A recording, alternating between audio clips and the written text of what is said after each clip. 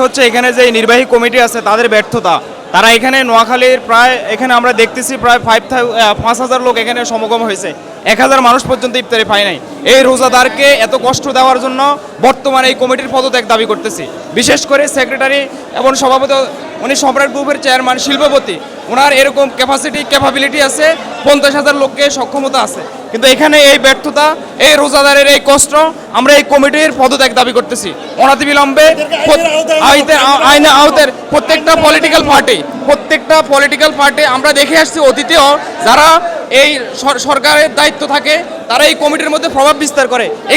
এখানে political vibe দিতে গিয়ে ইফতারকারীদেরকে এত কষ্ট দেওয়ার জন্য আমরা অনতিবিলম্বে এই কমিটির ব্যর্থতার জন্য এই কমিটির পদত্যাগ দাবি করতেছি এবং অনতিবিলম্বে নোয়াখালী জেলা সমিতির এই কমিটি পুনর্নির্বাচন করতে হবে।